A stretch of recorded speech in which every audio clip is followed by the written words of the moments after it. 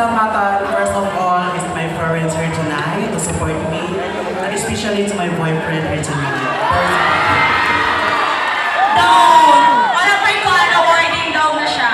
So, kindly pick one. Tayo, wala mo yung uyab siya na ha.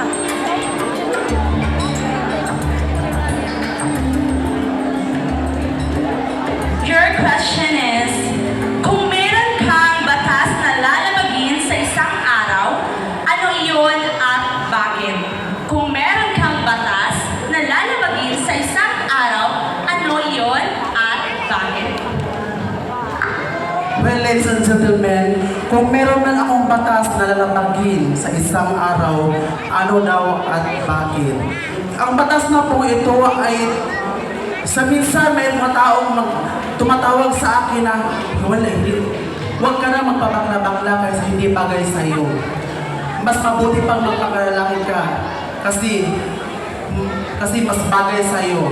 Well, ladies and gentlemen, I trust in vernacular language. Walay karapatan ang mga tao nga moingon. Undang na sa imong pagkatao, undang na sa imong pagkabayot, undang na sa imong pagkaika ako. Well, ladies and gentlemen, ako maingon.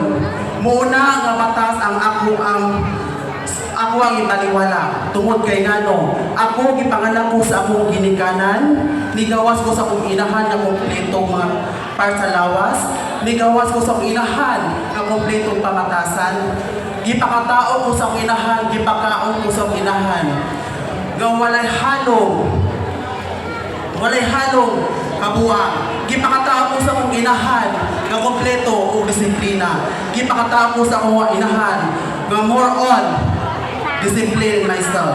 Well, ladies and gentlemen, na ako sa inyong atubangan karon para saksihan kung unsa kung ganong ibaliwala na ko ng batas tungod kay ako isip usa ka LGBT, anumang lahi, anumang kulay, anumang kasarian, lahat tayo ay pantay-pantay, lilikha tayo ng Diyos.